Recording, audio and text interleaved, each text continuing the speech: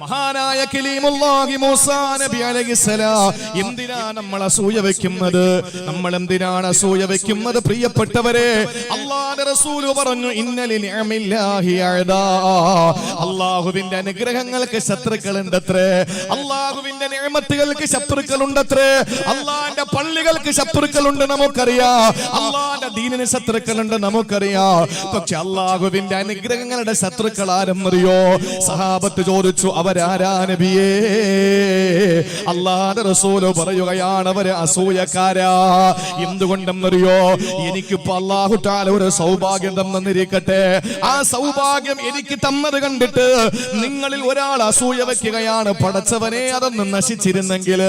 എന്റെ വീട് കണ്ടിട്ട് നിങ്ങൾ പറയുന്നു, പടച്ചവരെ ഒരു ഭൂകുലുക്കം വന്നെങ്കിലും അത് നശിച്ചെങ്കിൽ, പടച്ചവരെ ഒരു ഭൂചലനം വന്നിട്ടെങ്കിലും അത് നശിച്ചു പോയെങ്കിലല്ല. കാരണം എന്താണ്? എനിക്ക് കിട്ടി, നിങ്ങൾക്ക് കിട്ടാത്തതിൽ നിങ്ങൾക്ക് അസൂയയാണ്. ആ അസൂയ നിങ്ങൾ എന്റെ അനുഗ്രഹങ്ങളിൽ കണ്ണുവെച്ചാൽ അല്ലാഹുവിന്റെ റസൂൽ പറയുന്നു, അല്ല എനിക്ക് തന്ന നിഅമത്തുകളുടെ ശത്രുവാണത്. പാടില്ല, പാടില്ല മുസ്ലിമേ, നമ്മൾ ആരോടും അസൂയ വെക്കണ്ട. മഹാനായ സയ്യിദുനാ മൂസാ നബി അലൈഹിസ്സലാത്തു വസ്സലാം പറഞ്ഞതെന്തെന്നറിയോ? ഒരു ദിവസം മൂസാ നബി അലൈഹിസ്സലാത്തു വസ്സലാം അർശിന്റെ തണലിൽ ഒരാളെ കാണുകയാ. അല്ലാഹുവിന്റെ പ്രവാചകന്മാർക്ക് അല്ലാഹ് കാണിച്ചു കൊടുക്കാറുണ്ട്. മൂസാ നബി അലൈഹിസ്സലാം നോക്കുമ്പോ അല്ലാഹുവിന്റെ സിംഹാസനത്തിന്റെ ചുവട്ടിൽ ഒരാൾ ഇരിക്കുകയാ. ആ മനുഷ്യന് വല്ലാത്ത അടുപ്പം ചെന്ന മനുഷ്യനാ, അല്ലാഹുവിനോട് ഏറ്റവും അടുപ്പക്കാരനായ മനുഷ്യനാ. കാരണം അല്ലാഹുവിന്റെ സിംഹാസനത്തിന്റെ ചുവട്ടിലിരിക്കാൻ ഭാഗ്യം കിട്ടിയ മനുഷ്യനല്ലേ. ആ മനുഷ്യനെ അല്ലാഹുവിന്റെ പ്രവാചകൻ മൂസാ നബി ചോദിച്ചല്ലോ, ഈ മനുഷ്യനാരാ? ഇത്രയും വലിയ അടുപ്പക്കാരൻ നിനക്കുണ്ടെങ്കിൽ അവന് ആരാണെന്നൊന്ന് പറഞ്ഞു തരുവോ? ആ സമയത്ത് മൂസാ നബിയോട് അല്ലാഹ് പറയുന്നു, ഓ മൂസാ നബിയേ, അയാൾ ആരാണെന്ന് അറിയുന്നതിന് മുമ്പ് അയാൾ എങ്ങനെ ഇവിടെ എത്തിയെന്നറിയണ്ടേ? അതല്ലേ വേണ്ടത്. ആരായ നിങ്ങൾക്കെന്താ? അയാൾക്ക് ഈ അടുപ്പം കിട്ടാൻ കാരണം എന്തെന്നല്ലേ നിങ്ങൾ പഠിക്കേണ്ടത്, അതല്ലേ നിങ്ങൾ അന്വേഷിക്കേണ്ടത്, അതല്ലേ നിങ്ങൾ പ്രബോധനം ചെയ്യേണ്ടത്. അവരാരോ ആയിക്കോട്ടെ, നിങ്ങൾ ആരാണെന്ന് അന്വേഷിക്കുന്നതിന് മുമ്പ് അയാൾ ഇങ്ങനെ എന്റെ സിംഹാസനത്തിന്റെ ചുവട്ടിലെത്തിയെന്ന് നിങ്ങൾ അറിയുക. മൂസാ നബി ചോദിക്കുന്നു, അല്ലാ, അയാളെ എങ്ങനെയാ നീ ഇത്ര അടുപ്പക്കാരനാക്കിയതല്ല? ഇത്രയും അടുപ്പ് ശ്രദ്ധിക്കാൻ അയാള് ചെയ്ത പ്രവൃത്തി എന്താ? മഹാനായ മൂസാ നബിയോട് അല്ലാഹ് പറയുകയാ,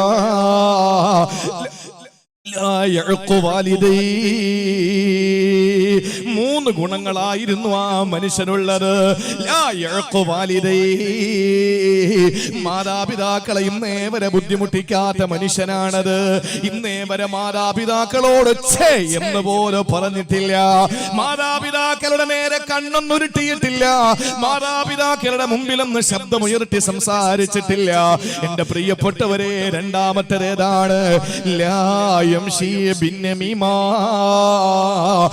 ഏശനി പറഞ്ഞ് നടന്നിട്ടില്ല. ഇന്ന് ഏശനി എല്ലാവർക്കും വല്ലാത്തൊരു സുഖമാണ്. നിങ്ങളുടെ അടുത്ത് വന്നിട്ട് ഞാൻ വന്ന് നിങ്ങളോട് മറ്റൊരാളെ പറ്റി അവരറിയാത്തത് പറഞ്ഞു തരുക, എന്നിട്ട് അവരുടെ അടുത്ത് ചെന്നിട്ട് നിങ്ങളെ പറ്റി നിങ്ങളറിയാത്തത് പറഞ്ഞു കൊടുക്കുക. ഇന്ന് ആളുകൾക്ക് വല്ലാത്ത ഹരമാണത്.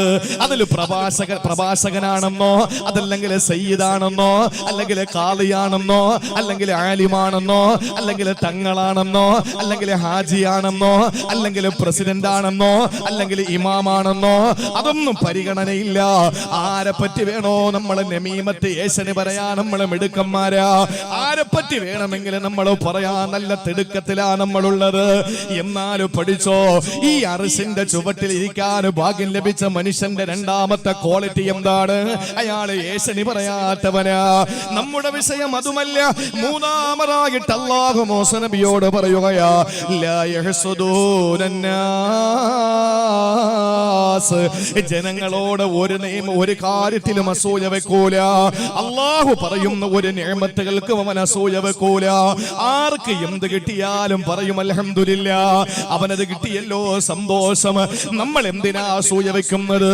ഒരിക്കലും പ്രിയപ്പെട്ടവരെ, ഒരാൾക്കല്ല നിഅമത്ത് കൊടുക്കുന്നത് കാണുമ്പോ, ഞാൻ പ്രസംഗിക്കുന്ന ആളാണ്, പ്രഭാഷകനാണ്, എന്നെ പോലത്തെ ഒരു പ്രഭാഷകന് നല്ല പ്രസംഗം അവതരിപ്പിക്കുമ്പോ, അല്ലാഹുവേ എന്നെക്കാല സാമർഥ്യനാണല്ലോ, സമർത്ഥനാണല്ലോ, സാമർഥ്യമുള്ളവനാണല്ലോ എന്ന് ചിന്തിച്ചിട്ട് അവന്റെ ഈ അനുഗ്രഹം നീ തിരിച്ചെടുക്കണമെന്ന് ആഗ്രഹിച്ചാൽ അവന് വളർന്നു വളർന്നു പോകും. ഞാൻ താഴോട്ട് തളർന്നു പോകുന്നതിൽ സംശയമില്ല.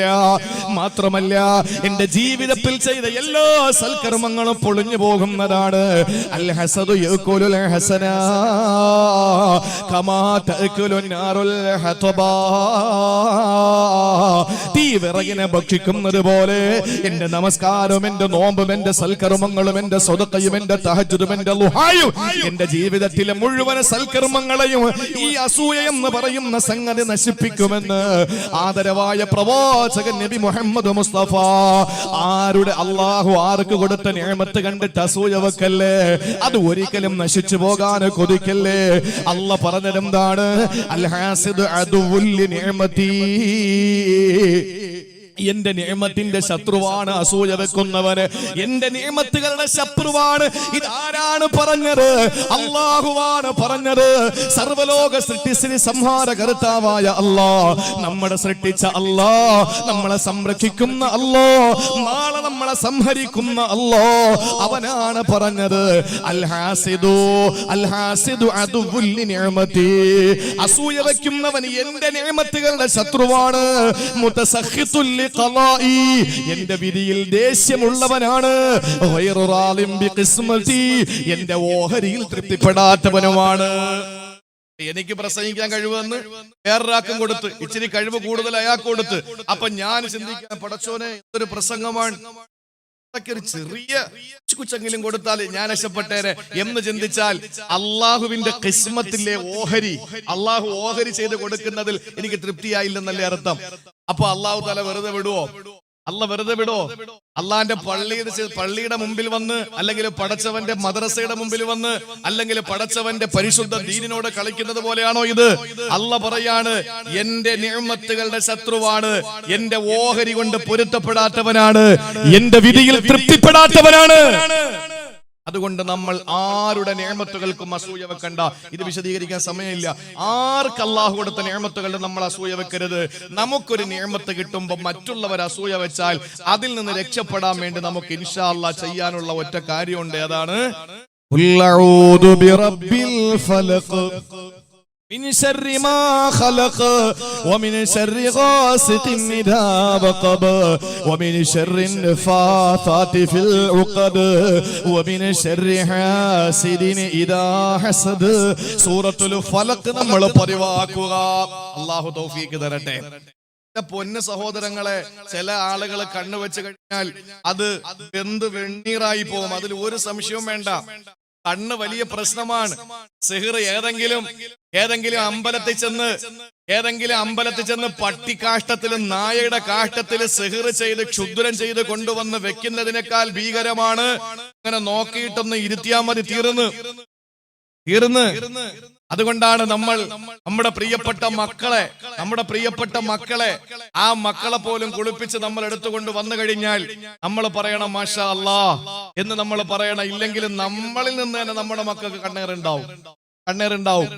കണ്ണാടി നോക്കുമ്പോ നമ്മുടെ സൗന്ദര്യം തന്നെ നമ്മൾ കണ്ടിട്ട് അസൂയ വെക്കാനും കണ്ണു വരാനും സാധ്യതയുണ്ട്. അതുകൊണ്ടാണ് നബി തങ്ങൾ പറഞ്ഞത്, അവിടെയും നീ ഒരു കുറവായിട്ട് കണ്ടിട്ട് നീ പറയണം അല്ലാഹുമ്മ ഹസ്സിൻ ഖുൽഖി കമാ ഹസ്സൻത ഖൽഖി. അല്ലാഹ് എന്റെ പുറമൊക്കെ നീ ശരിയാക്കി തന്നു, മോശമാണ്, അതുകൊണ്ട് നീ ശരിയാക്കി താ അല്ലാഹ്. കാരണം എന്താണ്? നമ്മളെല്ലാം തികഞ്ഞവനാണെന്ന് തോന്നും. ആർക്കും ജന്മനാ കിട്ടിയ സൗന്ദര്യം മോശമാണെങ്കിൽ പുതിയ സംവിധാനങ്ങൾ ഉപയോഗിച്ചൊക്കെ സൗന്ദര്യം കൂട്ടാനൊക്കെ എല്ലാ സെലിബ്രിറ്റികളും അങ്ങനെയാണ്. 180 വയസ്സായ നടീനടന്മാരൊക്കെ നടക്കുന്നത് ഇപ്പോഴും 18 വയസ്സുകാരെ പോലെയാണ്. കാരണം എന്താണ്? പൈസയുണ്ട്. അവർക്ക് ധൈര്യമായിട്ട് അവരുടെ കോലങ്ങൾ മാറ്റാൻ ഇപ്പോ പ്ലാസ്റ്റിക് സർജറിയാണ്. നമ്മുടെ ശാസ്ത്രം പുരോഗമിച്ചില്ലേ? മെയിൻ അപകടം നടന്ന ഒരു സമയത്ത് ഒരു ചെറുപ്പക്കാരന്റെ ലിംഗം തെറിച്ചുപോയി. ഹൈവേയിൽ വെച്ച് ലിംഗം തെറിച്ചുപോയി ഒരു ചെറുപ്പക്കാരൻ്റെത്. മംഗലാപുരത്തുള്ള കസ്തൂർബ മണിപ്പാലിലാണ് അതിന്റെ കേന്ദ്രമെങ്കിലും മംഗലാപുരത്തെ കസ്തൂർബ മെഡിക്കൽ കോളേജ് എന്ന് പറയുന്ന കർണാടകയിലെ മെഡിക്കൽ കോളേജിലെ നിപുണനായ ഏറ്റവും പ്രഗത്ഭനായ പ്രശസ്തനായ ഡോക്ടർ ഒരു വിരൽ മുറിച്ചെടുത്തിട്ട് ആ വിരൽ ലിംഗമായി വെച്ച് പിടിപ്പിച്ചിട്ട് അതിന് ഉദ്ധാരണ ശേഷി ഉണ്ടാക്കി കൊടുത്ത കാലമാണ് നമ്മളുള്ളത്. ആ ഒരു ലോകത്താണ് നമ്മളുള്ളത്. ഇപ്പൊ അടുത്ത സമയത്ത് ഉദ്ധാരണ ശേഷി കൂടാൻ വേണ്ടിയിട്ട് കാളക്കടിക്കുന്ന മരുന്നടിച്ചിട്ട് തന്റെ ഗേൾ ഫ്രണ്ടിനടുത്ത് പോകാൻ വേണ്ടിയിട്ട് ഒരുത്തൻ വാർത്തയാണ്, വലിയ വാർത്തയാണ്. NRC ഇടയിലങ്ങ് മുങ്ങിപ്പോയെന്നേ ഉള്ളൂ. ഉദാഹരണശേഷി കൂട്ടാൻ വേണ്ടിയിട്ട് കാളക്കടിക്കുന്ന മരുന്നെടുത്ത് അടിച്ചിട്ട് ഗേൾ ഫ്രണ്ടിനോടൊപ്പം സഞ്ചരിക്കാനും സഹവസിക്കാനും തീരുമാനിച്ചു. ആശുപത്രിയിൽ കയറി ഇപ്പൊ 40-50 ഓപ്പറേഷൻ കഴിഞ്ഞു. അള്ള തരുന്ന ഒരു നിയമത്തുണ്ട് സഹോദരങ്ങളെ. നമുക്കിപ്പോ അള്ളാഹു താല കാൽമുട്ട് തന്ന് എവിടെ കാണാൻ കുഴപ്പമൊന്നുമില്ല. 10-25-35 വർഷം കഴിഞ്ഞാൽ പിന്നെ ഈ മുട്ട് മടങ്ങാതെ നമ്മൾ മുട്ട് മാറ്റി വെക്കേണ്ടി വരുന്നു. മുട്ടുമാറ്റിവെക്കൽ ശസ്ത്രക്രിയ ഇന്ത്യയിൽ ആദ്യമായി നടത്തിയത് അടൽ ബിഹാരി വാജ്പേയി എന്ന് പറയുന്ന AB വാജ്പേയി എന്ന ഒരു കാലത്ത് മിതവാദിയാണെന്ന് ഇപ്പൊ തോന്നി അന്നെന്ന ഏറ്റവും വലിയ ഭീകരവാദിയായി നമുക്ക് തോന്നിയ മുൻ പ്രധാനമന്ത്രി. അന്ന് നമ്മൾ തോന്നിയതാണ് ഏറ്റവും വലുതെന്ന്. പിന്നീട് മഹാന്മാരൊക്കെ വന്നപ്പോ നമ്മൾ മനസ്സിലായി അത് മിതവാദിയാണെന്ന്. അപ്പൊ ആളുകൾ മിതവാദി, വലിയവാദി, തീവ്രവാദി എന്നൊക്കെ പേര് കൊടുക്കുന്നത് പുറകെ ഓരോന്ന് വരുമ്പോഴാണ്. ഇപ്പൊ നമ്മൾ ലോകം കണ്ട ഏറ്റവും വലിയ ഭീകരവാദി മോഡിയും ഷായും യോഗി എന്നാ നമ്മൾ കരുതുന്നത്. ഇതിനെക്കാളും വലുത് വരുമെന്ന് അഷ്റഫുൽ ഖൽഖ് നബി മുഹമ്മദ് മുസ്തഫ. പിന്നീട് കഴിഞ്ഞ് പറയാം. എന്റെ പ്രിയപ്പെട്ട സഹോദരങ്ങളെ, ചുരുക്കത്തിൽ അള്ളാഹു തന്ന ഈ കാലുണ്ടല്ലോ, ഇപ്പോ നമുക്കറിയാം മഴതനിയുടെ നാടാണിത്. മഴതനിയുടെ കാല് എത്ര തവണ ആ വെപ്പുകാല് മാറ്റിവെച്ചു. കോയമ്പത്തൂര് വെച്ച് അദ്ദേഹം അനുഭവിച്ച ഏറ്റവും വലിയ വിഷമം എന്ന് പറഞ്ഞാൽ അദ്ദേഹത്തിന്റെ കാല് മാറ്റിവെക്കാൻ കഴിയാത്ത നിലയിൽ അദ്ദേഹം ശംഖുമുഖത്ത് കടപ്പുറത്ത് തടിച്ചുകൂടിയ പുരുഷാരത്തിന്റെ മുമ്പിൽ അദ്ദേഹത്തിന്റെ വെപ്പുകാല് കാണിച്ചു കൊടുത്തു. മാറ്റണം. അതിനോട് ചോദിച്ചു നോക്ക്, ഉസ്താദിനോട് ചോദിച്ചു നോക്ക്. ക്വാളിറ്റി ഉള്ളതാണെങ്കിൽ 3 വർഷം, ഇല്ലെങ്കിൽ 1.5 കൊല്ലം കഴിയുമ്പോൾ മാറ്റി വെക്കണം. അള്ളാഹു തന്ന ഈ കാലുകൊണ്ട് 10-80 കൊല്ലം പാറകളിലും അതുപോലെ തന്നെ ഏത് ലോകത്തും ഓടി നടന്നിട്ട് ഉപ്പൂറ്റി തേഞ്ഞു പോയി മാറ്റി വെക്കണമെന്ന് നമ്മൾ ഇതുവരെ കേട്ടിട്ടുണ്ടോ? അള്ള തരുന്ന നിയമത്തുകൾക്ക് നമുക്ക് ഒരിക്കലും അതിന് വില കൽപ്പിച്ചിട്ടില്ല. നമ്മൾ എന്തെങ്കിലുമൊക്കെ ഒരു ആപത്ത് നമ്മൾ ചിന്തിക്കൂ. അള്ളാഹു അവന്റെ നിഅമത്തുകൾക്ക് നന്ദി രേഖപ്പെടുത്താനും അള്ള തരുന്ന നിഅമത്തുകൾക്ക് അസൂയ വയ്ക്കുന്നവരിൽ നിന്ന് രക്ഷപ്പെടാനും അള്ളാഹു തൗഫീക്ക് നൽകട്ടെ. ഇനി അത് വിശദീകരിച്ചു കൊണ്ടിരിക്കാൻ സമയമില്ല. എന്റെ പ്രിയപ്പെട്ട സഹോദരങ്ങളെ, ഒരു കാര്യം കൂടെ ഞാൻ അതിനോട് ചേർത്തൊന്ന് പറഞ്ഞോട്ടെ. നമ്മൾ ആരെങ്കിലും അസൂയ വെച്ചാൽ, ഇപ്പൊ ഒരു പണക്കാരൻ ഇപ്പുറത്തെ പണക്കാരൻ വീട് വെച്ചപ്പോ അതിനേക്കാളും ആണ് വല്ലാത്ത അസൂയ തോന്നിയാൽ ഒരു കാര്യം മനസ്സിലാക്ക്, അസൂയ വെക്കരുത്. വെച്ചാൽ അവൻ വീണ്ടും 2ാമത്തെ നില കൂടെ കെട്ടും. ഒരു സംശയമില്ല. പണ്ടൊരു രാജാവ് ഉണ്ടായിരുന്നു. ആ രാജാവ് തന്റെ മന്ത്രിയോടുള്ള അടുപ്പത്തെക്കാൾ രാജാവിന്റെ മന്ത്രിയോടുള്ള അടുപ്പത്തെക്കാൾ കൂടുതൽ അടുപ്പം ആ നാട്ടിലെ ഒരു ചെറുപ്പക്കാരനുമായിട്ടുണ്ടായി. മന്ത്രിക്ക് സഹിച്ചില്ല. കാരണം എപ്പോഴും വിളിക്കുന്നത് ഈ ചെറുപ്പക്കാരനെയാണ് തന്റെ കാര്യങ്ങൾ പങ്കുവെക്കാൻ. മന്ത്രിക്ക് വല്ലാത്ത ഒരു അരിശം വന്നു. മന്ത്രി ഒരു ദിവസം ഇയാളെ വീട്ടിൽ കൊണ്ടുപോയി ഭക്ഷണം കൊടുത്തു. ആരെ? ഈ ചെറുപ്പക്കാരനെ വീട്ടിൽ കൊണ്ടുപോയി ഭക്ഷണം കൊടുത്തു. കൊടുത്തപ്പോ എന്ത് ചെയ്തെന്നറിയോ? ചെറിയ ഉള്ളി അധികമായി ഇട്ട് കറി വേവിച്ച് ഭക്ഷണം കൊടുത്ത ശേഷം അയാളെ വിളിച്ചിട്ട് പറഞ്ഞു, ഭക്ഷണമൊക്കെ കഴിച്ചിട്ട് രാജാവിന് ഈ ഉള്ളിയുടെ സ്മെൽ അത്ര ഇഷ്ടമല്ല. അതുകൊണ്ട് രാജാവിന് വായു മൂക്കാൻ ഇല്ലെങ്കിൽ തലയും കാര്യമാണ്. ഉള്ളി കൂടുതലിട്ട് ഭക്ഷണം ഉണ്ടാക്കി തന്നതിന് അദ്ദേഹത്തിന് ഇങ്ങനത്തെ ദുർനാറ്റങ്ങളൊന്നും പിടിക്കില്ല. അതുകൊണ്ട് പറഞ്ഞു. പാവപ്പെട്ടവൻ സമ്മതിച്ചു. നേരെ രാജാവിന്റെ അടുത്ത് ഈ മന്ത്രി, രാജാവെ, നിങ്ങളുടെ ഒരു നാട് മൊത്തം പരന്നിരിക്കാൻ എന്താന്ന് ചോദിച്ചു. അത് നിങ്ങൾക്ക് വായനാറ്റമുണ്ട് എന്ന് നിങ്ങൾ ഏറ്റവും അടുപ്പക്കാരനായ ആ കൂട്ടുകാരൻ, നിങ്ങൾ ഇഷ്ടപ്പെട്ടാണല്ലോ നിങ്ങൾ വിളിച്ചടുത്ത് നിർത്തുന്നത്, അവൻ പറഞ്ഞുകൊണ്ട് നടക്കുകയാണ്.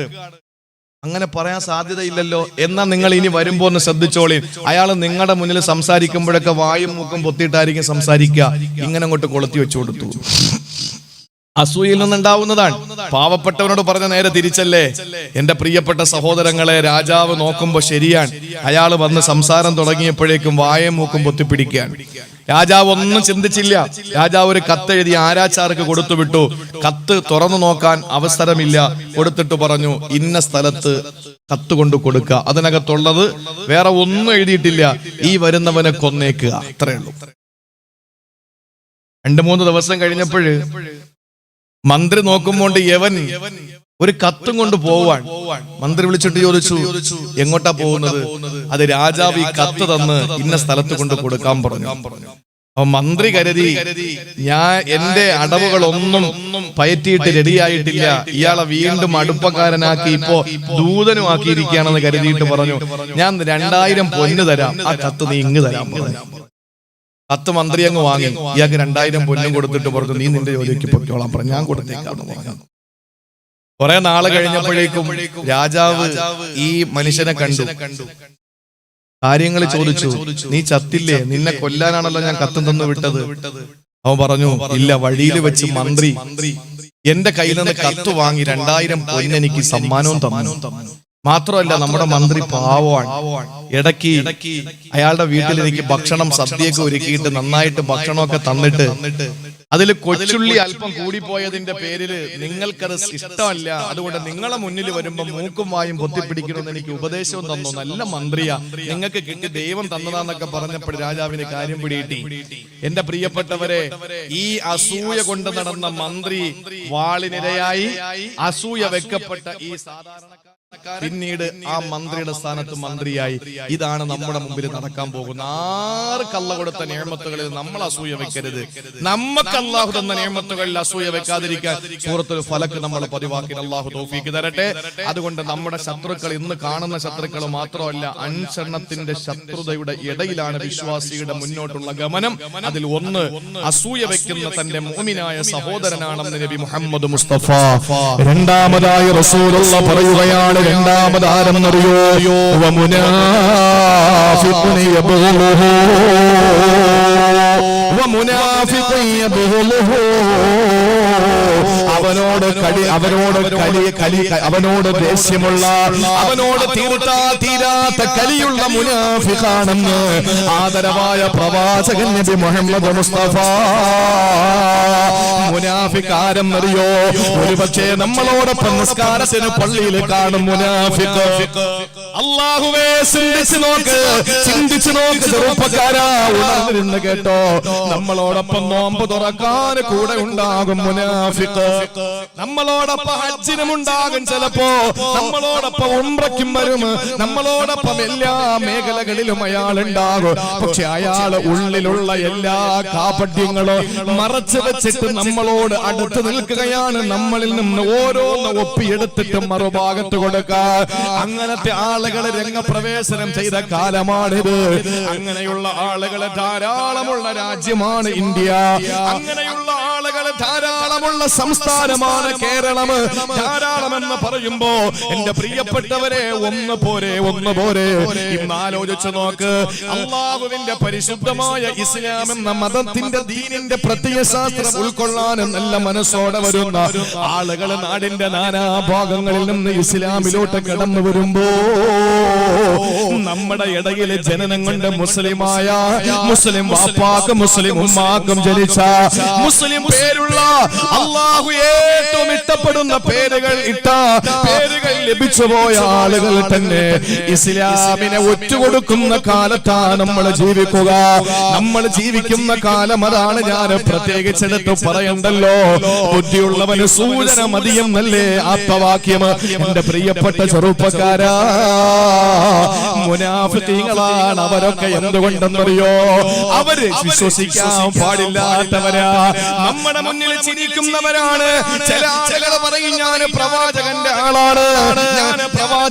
ആളാണ്, പക്ഷേ പ്രവാചകന്റെ അധ്യാപനങ്ങൾ അന്വർത്ഥമാത്തവരാണ്. അവര് ഹജ്ജിന് പോയിട്ടുണ്ടാകാം, അവർ ഉംറയ്ക്ക് പോയിട്ടുണ്ടാകാം. എന്റെ സഹോദരങ്ങളെ, നമസ്കാരം കൃത്യമായി നിർവഹിക്കുന്നവരാകാം, ജുമയ്ക്കും പള്ളിയിൽ പോകുന്നവരാകാം, പരിശുദ്ധമായ മക്കയിലും മദീനയിലും പോകുന്നവരാകാം. പക്ഷെ അവരെ മുനാഫിഖീങ്ങളാ. കപട വിശ്വാസികളെ സംബന്ധിച്ച് അല്ലാഹുവിന്റെ റസൂൽ പരിചയപ്പെടുത്തിയതെന്തെന്നറിയോ? എന്റെ പ്രിയപ്പെട്ടവരെ, നാളെ പരലോകത്ത് അല്ലാഹുവിന്റെ കോടതിയിലെ കപട വിശ്വാസികൾ അല്ല ചെയ്യുന്നത് എങ്ങനെയെന്നറിയോ? ഈ കപടന്മാരെ അല്ല ചെയ്യുന്നത് എങ്ങനെയെന്നറിയോ?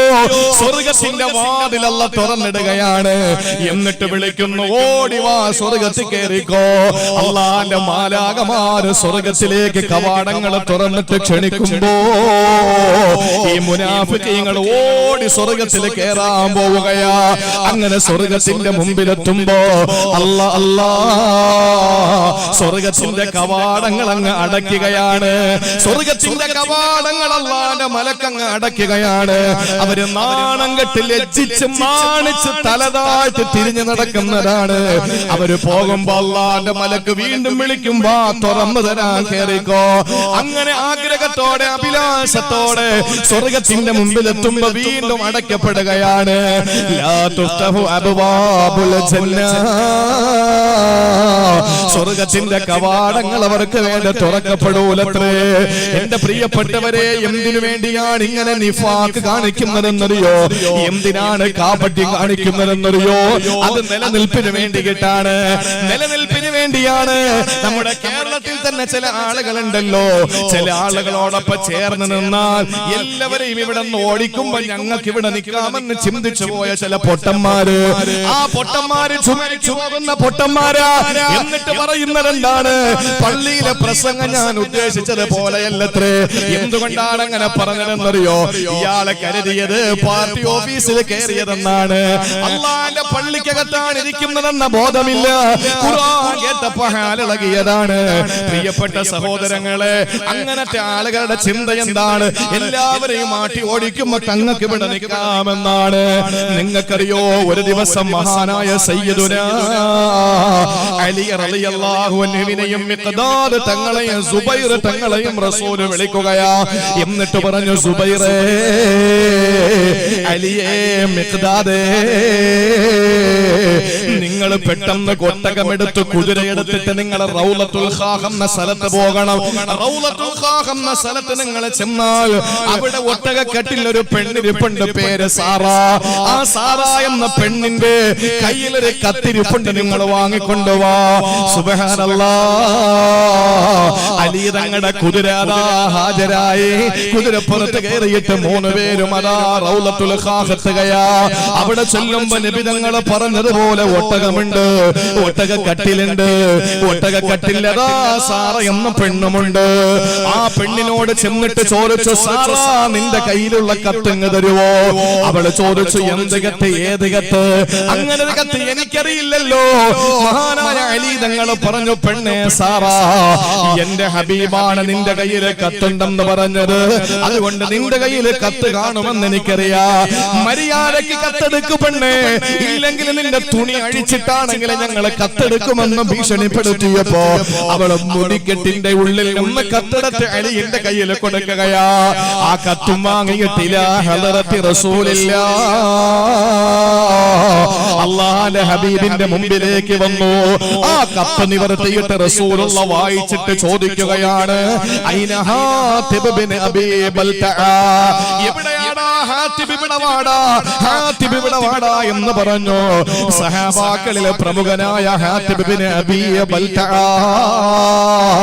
റളിയല്ലാഹു തആല അൻഹു ഓടി അല്ലാഹുവിന്റെ റസൂലിന്റെ മുമ്പിലേക്ക് എത്തുകയാ.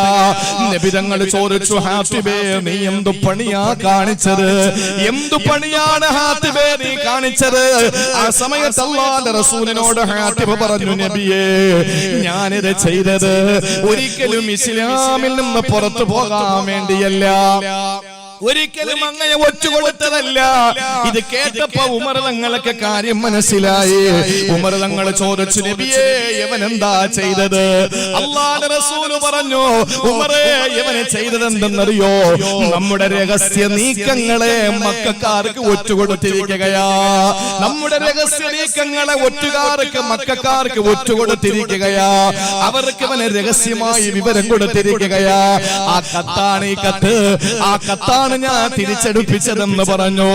ആ സമയത്ത് ഉമർ റളിയല്ലാഹു അൻഹു വാള് വലിച്ചൂരിയിട്ട് ചോദിക്കുന്നു, യാ റസൂലല്ലാഹ്, ഞാനവനെ കൊന്നു കളയട്ടെ നബിയേ, ഞാനവനെ കൊന്നു കളയട്ടെ നബിയേ, അങ്ങയുടെ രഹസ്യമീകങ്ങളെ വിവരം കൊടുത്ത ഇവനെ ഞാൻ കൊന്നു കളയട്ടെ നബിയേ. ആ സമയത്ത് അല്ലാഹുവിന്റെ ഹബീബ് പറയുന്നു, അല്ല ഉമറേ, അയാള് ബദറിൽ പങ്കെടുത്ത സഹാബിയാ. ബദറിൽ പങ്കെടുത്ത സഹാബാക്കളെ പറ്റി റസൂലുള്ളാഹി പറഞ്ഞതെന്താണ്? അല്ലാഹു അറിയിച്ചത്, നിങ്ങൾ എന്തു വേണോ ചെയ്തു അല്ല പുറത്തു തരുമെന്നാണ്. അത്രയും വലിയ ത്യാഗം ചെയ്തവരാ ബദരീങ്ങൾ. അതുകൊണ്ട് ബദരിയായത് കൊണ്ട് നമുക്ക് മാപ്പ് കൊടുക്കാം ഉമറേ. അല്ല മാപ്പ് കൊടുത്തെങ്കിൽ പിന്നെ നമുക്ക് എന്താ പേടി ഉമറേ? അങ്ങനെ മാപ്പ് കൊടുത്തു. എന്റെ പ്രിയപ്പെട്ടവരെ, എന്താ സംഭവിച്ചതെന്നറിയോ? പറയുന്നു, മാ ഫഅൽതു യാ റസൂലല്ലാഹ്, നബിയേ, ഞാനിത് ചെയ്തത് ഒരിക്കലും അങ്ങയോടുള്ള വൈരാഗ്യം കൊണ്ടല്ല, വളർത്തി ദാദാ ഇസ്ലാമിന്ന് പുറത്തു പോകാൻ വേണ്ടിയിട്ടുമല്ല. പിന്നെയോ, എന്റെ സമ്പത്തെല്ലാം മക്കത്താണുള്ളത്. എന്റെ സമ്പത്ത് മുഴുവനും അങ്ങ് മക്കത്താണ്. ഞാൻ മദീനയിലേക്ക് വരുന്ന സമയത്ത് എന്റെ സ്വത്ത് നോക്കാൻ അവിടെ ആരുമില്ല. പക്ഷെ ഇവിടെ അങ്ങയുടെ സഹാബാക്കളിൽ എല്ലാ സഹാബത്തിനും ബന്ധുക്കൾ അവിടെ ഉണ്ട്. അവരൊക്കെ അത് നന്നായിട്ട് നോക്കുന്നുമുണ്ട്. എന്റെ ബന്ധുക്കൾ ആരും മക്കയിലില്ല നബിയേ. എന്റെ സ്വത്തുക്കളും മക്കയിലാണുള്ളത്. അതുകൊണ്ട് ഇങ്ങനെ ഒരു രഹസ്യം നീക്കത്തെ പറ്റി ഞാനൊന്ന് വിവരം കൊടുത്താൽ എന്റെ സ്വത്തവര് നോക്കുമല്ലോ നബിയേ. മക്കക്കാരന്റെ സ്വത്തില് കൈവെക്കൂല. ഇതിന് പകരമായിട്ട് എന്റെ സ്വത്തുക്കളെല്ലാം അവരെ സംരക്ഷിച്ചോളും. ആ ഒരു ആഗ്രഹം കൊണ്ട് ഞാൻ ചെയ്തതാണ് റസൂലേ. ആ സമയത്തതാ വിശുദ്ധ ഖുർആനിന്റെ ആയത്തിറങ്ങുകയാ. അല്ലാഹുവിന്റെ ആയത്തിറങ്ങുകയാണ്. ഖുർആൻ സമ്പൂർണമായതുകൊണ്ടാ. ഇല്ലെങ്കിൽ അബ്ദുള്ള കുട്ടിയുടെ പേരിൽ എത്ര ആയത്തല്ല ഇറക്കിയേനെ. എന്റെ സഹോദരങ്ങളെ, ആയത്തിറങ്ങുകയാണ്. ഹാത്തിബ് ബിൻ അബീ ബൽതഅത്തിന് വേണ്ടി ആയത്തിറങ്ങുകയാണ്. യാ അയ്യുഹല്ലദീന ആമനൂ ലാ തത്തഖിദൂ അദുവ്വീ വഅദുവ്വകും ഔലിയാ. അല്ലാഹു പറയുന്നു, എന്റെയും നിങ്ങളുടെയും ശത്രുക്കളെ നിങ്ങൾ സംരക്ഷകരാക്കല്ലേ. ഒരുത്തരെയും വിശ്വസിക്കല്ലേ, ഒരുത്തരെയും വിശ്വസിക്കല്ലേ. എന്റെയും നിങ്ങളുടെയും ശത്രുക്കളെ നിങ്ങളെ സംരക്ഷകണം ഏർപ്പെടുത്തല്ലേ. അവര് നിങ്ങളെ സംരക്ഷിക്കൂല. അവരൊരിക്കലും നിങ്ങളെ സംരക്ഷിക്കാൻ വരൂല. നമ്മുടെ വീടിന്റെ മുമ്പിൽ വന്നിട്ട് NRC പഠിപ്പിക്കാൻ വരുന്ന ഫാസിസ്റ്റുകളെ പടിയടച്ച് പിണ്ടം വെച്ചോ, അത് ഇബാദത്താണ്. നമ്മുടെ വീട്ടിന്റെ മുമ്പിൽ വരുന്ന ഹിന്ദുക്കൾക്ക് വെള്ളം കൊടുത്തോ, സംഭാരം കൊടുത്തോ, തൈര് കൊടുത്തോ, സാമ്പാർ കൂട്ടി ചോറ് കൊടുത്തോ, 3 ദിവസം നമ്മുടെ വീട്ടിലവർക്ക് പായ വിരിച്ചു കൊടുക്ക. നമ്മുടെ സഹോദരങ്ങളാ, നമ്മുടെ രക്തമാണവര്. ഇവിടത്തെ ഹിന്ദുക്കൾ നമ്മുടെ രക്തമാണ്. അവർക്ക് 3 ദിവസം നമ്മുടെ വീട്ടിൽ ഭക്ഷണം കൊടുത്ത് നിങ്ങൾ ആതിഥേയ മര്യാദ സ്വീകരിച്ചോ. പക്ഷെ ഒരു RSS കാരനെ വീട്ടിൽ കേട്ടരുത്, ഒരു BJP കാരനെ വീട്ടിൽ കേട്ടരുത്. ഇത് അല്ലാഹുവിന്റെ ഖുർആനിന്റെ സമീപനമാണ്. ലാ തത്തഖിദൂ അദുവ്വീ വഅദുവ്വകും ഔലിയാ. എന്റെയും നിങ്ങളുടെയും ശത്രുക്കളെ നിങ്ങളെ സംരക്ഷകരാക്കരുതെന്ന് അല്ലാഹുവിന്റെ പരിശുദ്ധ ഖുർആൻ. എന്റെ പ്രിയപ്പെട്ട സഹോദരങ്ങളെ, സൂക്ഷിച്ചോ. സൂക്ഷിച്ചാ നമ്മൾ ദുഃഖിക്കണ്ട. അല്ലാഹുവിന്റെ റസൂല് പരിചയപ്പെടുത്തിയത് രണ്ടാമത്തെ ശത്രു നിന്നോട് ദേഷ്യമുള്ള മുനാഫിഖാണ്. നമ്മൾ നോക്കുമ്പോ മുസ്ലിം പേരാണ്, നമ്മൾ നോക്കുമ്പോ മുസ്ലിം പേരാണ്. എന്റെ പ്രിയപ്പെട്ട സഹോദരങ്ങളെ, നമ്മുടെ ഇന്ത്യ രാജ്യത്തിന്റെ വിവിധ സംസ്ഥാനങ്ങളിൽ നമ്മുടെ സമൂഹം അനുഭവിക്കുന്ന വേദനകൾ എന്റെയും നിങ്ങളുടെയും ഭാര്യമാരാണ്, എന്റെയും നിങ്ങളുടെയും പെണ്ണന്മാരാണ്, എന്റെയും നിങ്ങളുടെയും പെൺമക്കളാണ് ക്രൂരമായ ബലാത്സംഗങ്ങൾക്ക് ഇരയാക്കപ്പെടുന്നതെങ്കിൽ നിങ്ങൾ സഹിക്കുമോ? ഞാൻ സഹിക്കുമോ? ഇതങ്ങ് ആസാമിലായതുകൊണ്ട്, കാശ്മീരിലായതുകൊണ്ട്, യുപിയിലായതുകൊണ്ട് അവര് നമ്മുടെ സഹോദരങ്ങളല്ലാതാകുമോ? ഈ ലൈറ്റ് കണ്ടില്ലേ? ഈ ലൈറ്റിൽ നിന്ന് അടുത്ത ലൈറ്റിലേക്ക്, അവിടെ നിന്ന് അടുത്ത ലൈറ്റിലേക്ക്, ഇവിടെ ഈ വയറിന്റെ ഏതെങ്കിലും ഒരു ഭാഗം ഒന്ന് കട്ട് ചെയ്താൽ ഇവിടത്തെ ഒരു ലൈറ്റും പിന്നെ കത്തൂല. എന്തുകൊണ്ടാണ്? നമുക്ക് കാണാൻ കഴിയാതെ ഈ ലൈറ്റിൽ നിന്ന് അടുത്ത ലൈറ്റിലേക്കുള്ള ഒരു വിദ്യുത് ശക്തിയുടെ പ്രവാഹമുണ്ട്. ആ ഒരു പ്രവാഹമാണ് ഈ ലൈറ്റുകളെ കത്തിക്കുന്നത്. എന്റെയും നിങ്ങളുടെയും ഇടയിൽ ഒരു പരിശുദ്ധ തൗഹീദ് എന്ന ഈമാൻ എന്ന് പറയുന്ന നമുക്ക് കാണാൻ കഴിയാത്ത ഒരു പ്രവാഹം ഇങ്ങനെ ഓടുകയാ. അതുകൊണ്ടാണ് നിങ്ങൾക്ക് വരുന്ന വിഷമം എന്റെ വിഷമമാകുന്നത്.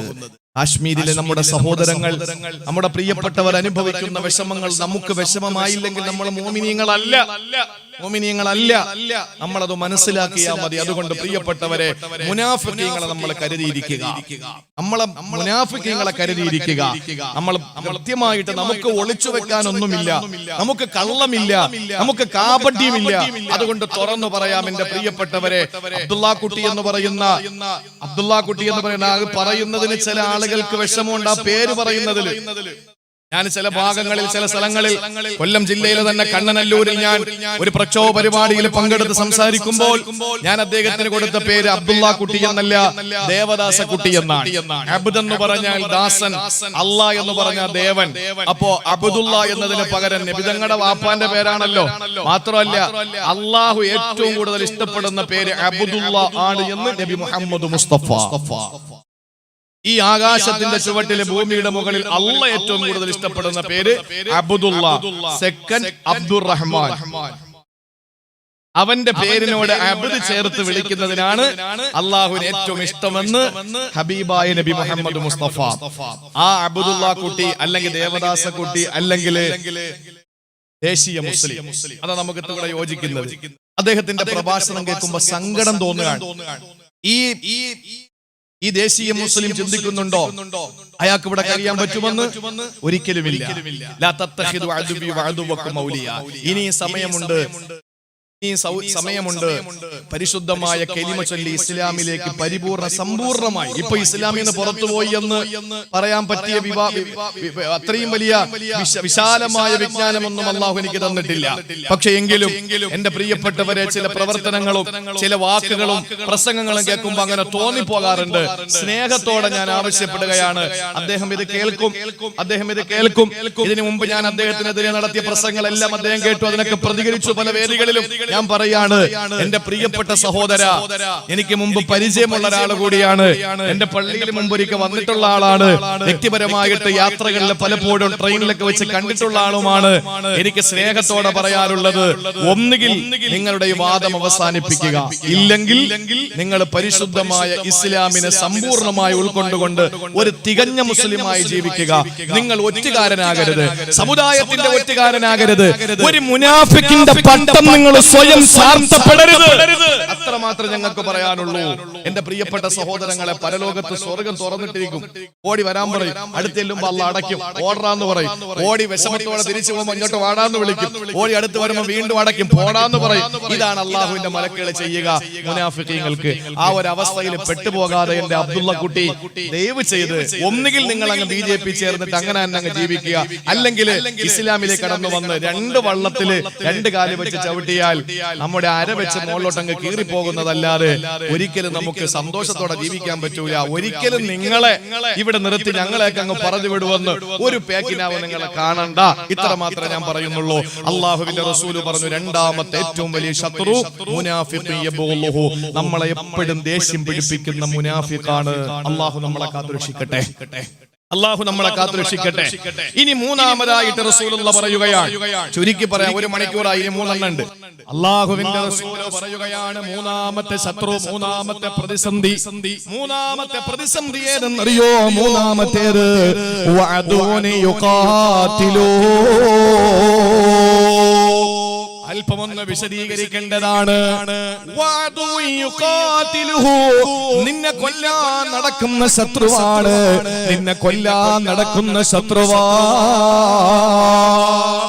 എന്റെ എന്റെ പ്രിയപ്പെട്ടവരെ ചിന്തിച്ചു നോക്ക്. ഹിന്ദുക്കൾ ഭൂരിപക്ഷമുള്ള രാജ്യത്ത് മുസ്ലിങ്ങളെ പേടിക്കണ്ടെന്ന് പ്രസംഗിക്കുന്നവര് തന്നെ കോഴിക്കോട് കുറ്റിയാടിയിലെ മുദ്രാവാക്യം മുഴക്കിയതെന്താണ്? ഒറ്റ പള്ളികൾ ഞങ്ങൾ വെച്ചേക്കൂലെന്ന്. ഞങ്ങളുടെ ബാബരി മസ്ജിദ് തട്ടി തകർത്ത് തരിപ്പണമാക്കി വർഷങ്ങളോളം കേസ് നടത്തി ഞങ്ങളുടെ കോടിക്കണക്കിന് രൂപ പോയി. എന്നിട്ടും അവസാനം എല്ലാ ജിയോളജിക്കൽ എവിഡൻസും ഞങ്ങൾക്ക് അനുകൂലമായി. എല്ലാം ഞങ്ങൾക്കാണെന്ന് മനസ്സിലാക്കി ചാനലുകൾ നമ്മൾ മാറി മാറി മാറി കണ്ട് അൽഹംദുലില്ലാഹ് ഞങ്ങളുടെ ഇസ്സത്തിന്റെ അടയാളമായ ബാബരി മസ്ജിദ് ഞങ്ങൾക്ക് കിട്ടുമല്ലോ എന്ന് ചിന്തിച്ചു. ഇത് ചെയ്തവരൊക്കെ ക്രിമിനൽ കുറ്റം ചെയ്തവരാണെന്ന് പറഞ്ഞു കോടതി. എല്ലാം പറഞ്ഞ് ഞങ്ങൾ പ്രതീക്ഷയോടെ ശുഭാപ്തി വിശ്വാസത്തോടെ ഇരിക്കുമ്പോ ഇല്ല, നിങ്ങൾക്ക് എവിടെയെങ്കിലും ഇഷ്ടപ്പെടുന്നിടത്ത് 5 ഏക്കർ തരാ, പള്ളി തരൂലെന്ന് പറഞ്ഞപ്പോൾ ഏതെങ്കിലും ഒരു മുസ്ലിം ഞാൻ വെല്ലുവിളിക്കുകയാണ്. സാക്ഷര കേരളത്തിലെ ഇവിടത്തെ ജനതയോട് വെല്ലുവിളിക്കുകയാണ്. ഇന്ത്യ രാജ്യത്തെ ജനവിഭാഗത്തെ ഞാൻ വെല്ലുവിളിക്കുകയാണ്. ഏതെങ്കിലും ഒരു കോണിലെ ഏതെങ്കിലും ഒരു മുസ്ലിം ക്ഷേത്രത്തിനെതിരെ മുദ്രാവാക്യം മുഴക്കിയിട്ടുണ്ടോ? ഇല്ല. അങ്ങനെ മുഴക്കുന്നവനെ മുസ്ലിം സമുദായം തന്നെ കൈകാര്യം ചെയ്യും. കാരണം എന്താണ്? അതെന്തുകൊണ്ടാണ്? ഞങ്ങളുടെ പള്ളി പോയതിന്റെ വേദന, ഞങ്ങളുടെ രാജ്യത്തിന് ഏറ്റ ഒരു ക്ഷതം ഇന്ന് ഞങ്ങൾ അനുഭവിക്കുകയാണ്. ഇനി ഒരു ക്ഷേത്രം കൂടെ തകർത്തിട്ട് മറ്റൊരു സമുദായത്തിനെ കണ്ണീര് കുടിപ്പിക്കാൻ ഞങ്ങൾക്ക് കഴിയൂല. ഇന്ത്യ രാജ്യത്തിന് മറ്റൊരു ദുരന്തം കൂടി വരുത്താൻ ഞങ്ങൾ ആഗ്രഹിക്കുന്നില്ല. പക്ഷെ ഞങ്ങളുടെ പള്ളി പൊളിച്ചവർക്കെതിരെ ഒരു ക്ഷേത്രത്തിൽ നിന്നെങ്കിലും ഞങ്ങൾ അതിനോട് ഏതെങ്കിലും രീതിയിൽ പ്രതിഷേധിച്ചിട്ടുണ്ടോ? ഇല്ല. ഇന്ത്യ രാജ്യത്തിന്റെ എന്തിന് കേരളത്തിന്റെ എത്ര സ്ഥലത്ത് നിന്ന് ഈ ശിലാ പൂജ നടത്തിയിട്ട് ക്ഷേത്രങ്ങളിൽ നിന്ന് പൂജ നടത്തിയിട്ടാണ് അയോധ്യയിലെ രാമക്ഷേത്രം നിർമ്മിക്കാൻ കല്ല് കൊണ്ടുപോകുന്നത്. എവിടെയെങ്കിലും ഏതെങ്കിലും ഒരു അമ്പലത്തിനെതിരെ ഞങ്ങൾ മുദ്രാവാക്യം മുഴക്കിയോ? ഞങ്ങളുടെ പ്രിയപ്പെട്ടവരെ നാട്ടിൽ നാട്ടി ഓടിക്കണമെന്ന് നാടിന്റെ നാനാഭാഗങ്ങളിൽ പ്രസംഗിക്കുന്ന എംബോക്കികൾക്കെതിരെ ഞങ്ങൾ സമരം ചെയ്തതല്ലാതെ ഏതെങ്കിലും ഒരാളെ ഞങ്ങൾ മോശമായ ഏതെങ്കിലും സഭ്യതയില്ലാത്ത വാക്കുകൊണ്ട് അഭിസംബോധന ചെയ്തിട്ടുണ്ടോ? ഇല്ല. പക്ഷെ എന്താ പറയുന്നത്? ഇനി ഒരു പള്ളിയും കേരളത്തിൽ ഉണ്ടാവൂല. അങ്ങനെ പറയുന്നവന്റെ നാവുണ്ടാവൂലെന്നാ നമുക്ക് തിരിച്ചു പറയാനുള്ളത്. എന്റെ പ്രിയപ്പെട്ട സഹോദരങ്ങളെ, കാരണം ഞങ്ങളുടെ ഹബീബ് പറഞ്ഞിട്ടുണ്ട്, നിന്നോട് യുദ്ധത്തിന് വരുന്ന ശത്രുവാണ് നീ മൂന്നാമതായി സൂക്ഷിക്കേണ്ടത്. നിങ്ങൾക്കറിയോ എന്റെ ഹബീബ് സല്ലല്ലാഹു അലൈഹി വസല്ലമ തങ്ങൾ പറഞ്ഞത്? ഈ ഹദീസ് കേൾക്കുമ്പോ എന്റെ ശാസ്താംകോട്ടക്കാരെ നിങ്ങൾ ഞെട്ടിപ്പോകും, സംശയമില്ല. അല്ലാഹുവിന്റെ റസൂൽ നൂറ്റാണ്ട് 14 മുമ്പ് പറയുകയാണ്, തഅതീകും ബഅദീ, എനിക്ക് ശേഷം നിങ്ങൾക്ക് വരും ഒരു ദുരന്തം. അത് ഏതെന്നറിയോ? എനിക്ക് ശേഷം നിങ്ങൾക്ക് 4 ദുരന്തങ്ങൾ വരും, 4 കലാപങ്ങൾ വരും, 4 യുദ്ധങ്ങൾ വരും, 4 പ്രതിസന്ധികൾ നിങ്ങൾക്ക് വരും. അതിൽ ഒന്നാമത്തേത് യുസ്തഹല്ലു ഫീഹ ദിമാ, ഒന്നാമത്തേത് നിങ്ങളുടെ രക്തം ചിന്തപ്പെടുമെന്ന് മുഖബിറെ സാദിഖ് നബി മുഹമ്മദ് മുസ്തഫ. നിങ്ങൾ കൂട്ടക്കശാപ്പ് ചെയ്യപ്പെടും, നിങ്ങളുടെ ശരീരം പീസ് പീസാക്കപ്പെടും. രണ്ടാമത്തേതോ അല്ലാഹുവിന്റെ റസൂൽ പറയുന്നു, യുസ്തഹല്ലു ഫീക ദിമാഉ വൽ അംവാലു, നിങ്ങളുടെ ശരീരം പീസ് പീസാക്കപ്പെടുമെന്ന് മാത്രമല്ല നിങ്ങളുടെ സമ്പത്ത് കൂടി കൊള്ളയടിക്കപ്പെടും. രണ്ടാമത്തെ പ്രതിസന്ധി നിങ്ങൾക്ക് വന്നില്ലേ സഹോദരങ്ങളെ? എത്ര കലാപങ്ങൾ വന്നപ്പോ കേരളത്തിന്റെ നാദാപുരപ്രിയപ്ര കോടികളുടെ സമ്പത്തിന്റെ നട്ടമാവുന്നത്, മാറാട് നട്ടമാവുന്നത്. ആലോചിച്ചു നോക്ക്. മൂന്നാമത്തത് നബി തങ്ങൾ പറഞ്ഞു, യുസ്തഹല്ലു ഫീഹ ദിമാഉ വൽ അംവാലു വൽ ഫുറൂജ്, നിങ്ങളുടെ രക്തം ചിന്തപ്പെടുമെന്ന് മാത്രമല്ല നിങ്ങളുടെ സമ്പത്ത് കൊള്ളയടിക്കപ്പെടുമെന്ന് മാത്രമല്ല നിങ്ങളുടെ ഭാര്യമാരും സഹോദരിമാരും പെൺമക്കളും നിങ്ങളുടെ ഉമ്മമാരും ക്രൂരമായ ബലാത്സംഗത്തിന് ഇരയാക്കപ്പെടുമെന്ന് മുഹമ്മദ് മുസ്തഫ. അള്ളാഹുവിന്റെ റസൂൽ പറഞ്ഞു, നിങ്ങളുടെ പെങ്ങന്മാർ, നിങ്ങളുടെ ഭാര്യമാർ, നിങ്ങളുടെ സഹോദരിമാർ, നിങ്ങളുടെ ഉമ്മമാർ ക്രൂരമായ ബലാത്സംഗങ്ങൾക്ക് ഇരയാക്കപ്പെടുമെന്ന് മുഹമ്മദ് മുസ്തഫ. ഇത് മൂന്നും വന്നില്ലേ? ഗുജറാത്ത് കലാപം നടക്കുമ്പോൾ അഹമ്മദാബാദ് പള്ളിയുടെ തൊട്ട് മുമ്പിലെ ഓടയിൽ പാവപ്പെട്ട ഒരു സഹോദരി പകുതി പ്രസവിക്കപ്പെട്ട നിലയിൽ കിടന്നു. രാത്രി വന്നിട്ട് കതകിന് മുട്ടി. ആ സമയത്ത് ആ സഹോദരി പ്രസവിക്കാൻ മണിക്കൂറുകൾ ബാക്കിയാണ്. ആ സമയത്ത് കതകിന് മുട്ടിയപ്പോൾ പേടിച്ചു വിറച്ച് ഒരു റൂമിന്റെ ഉള്ളിലേക്ക് ഒളിച്ച് ആ പട്ടാളക്കാരും കാവിക്കാരും അതുപോലെ തന്നെ അവിടത്തെ ഭീകരവാദികളും ചവിട്ടി തുറന്ന് അകത്ത് കയറിയിട്ട് ഇറങ്ങി ഓടിയ പാവപ്പെട്ട സഹോദരിയുടെ പിന്നാലെ പോയി അവര് മാറി മാറി ബലാത്സംഗം ചെയ്ത് മണിക്കൂറുകൾ മാത്രം പ്രസവത്തിന് ബാക്കിയുള്ള ഒരു പെണ്ണിന്റെ ദുരവസ്ഥ ആലോചിച്ചു നോക്ക്. ആ പ്രിയപ്പെട്ട സഹോദരിയെ ക്രൂരമായിട്ട് ബലാത്സംഗം ചെയ്ത് നടു റോഡിലൂടെ വലിച്ചിഴച്ച് പിറ്റേന്ന് ജുമാ ദിവസത്തിന് പള്ളിയിലേക്ക് ആളുകൾ വരുമ്പോൾ അഹമ്മദാബാദ് പള്ളിയുടെ ഓടയിൽ പാതി പ്രസവിക്കപ്പെട്ട നിലയിൽ ആ പെങ്ങളുടെ ജനാസ കിടന്നു. എത്ര വർഷങ്ങൾക്ക് മുമ്പാ? ഇപ്പോഴും നടക്കുന്നില്ലേ? ഇപ്പൊ പെണ്ണുങ്ങളെ ബലാത്സംഗം ചെയ്തിട്ട് അവരുടെ കാമവെറി തീരാതെ വന്നപ്പോൾ ഉത്തർപ്രദേശിലെ യതീംഖാനകളിലെ കയറിയിട്ട് 13 വയസ്സിന് താഴെയുള്ള 5 വയസ്സിന് മുകളിലുള്ള പാവപ്പെട്ട ആൺകുട്ടികളെ പിടിച്ചുകൊണ്ടുപോയി പ്രകൃതി വിരുദ്ധ പീഡനങ്ങൾക്കിരയാക്കിയിട്ട് അവരുടെ രഹസ്യ അവയവങ്ങളിൽ നിന്ന് ബ്ലഡ് ഒലിച്ചുകൊണ്ടിരിക്കുകയാണ്. ഇതിന്റെ ഹബീബും നിങ്ങളുടെ ഹബീബും പറഞ്ഞതല്ലേ, ഇത് മൂന്നും നമ്മുടെ മുന്നിൽ പ്രത്യക്ഷപ്പെട്ട് കഴിഞ്ഞു. ഇനി 4മതൊരു ദുരന്തം വരാനുണ്ട്. അള്ളാഹുവിന്റെ റസൂല് പറഞ്ഞു, സമ്മാഉ വ അംയാഉ, എന്റെ പൊന്നുമക്കളെ, അത് കണ്ണും കാതുമില്ലാത്തതാ. നബി തങ്ങളുടെ വാക്ക് ചിന്തിക്കണം. സമ്മാഉ വ അംയാഉ, അത് കണ്ണും കാതുമില്ലാത്തതാ എന്ന് പറഞ്ഞാൽ വിവരണാതീതമാണ്, അചിന്തനീയമാണ്, അവാച്യമാണ്, അനിർവചനീയമാണ്.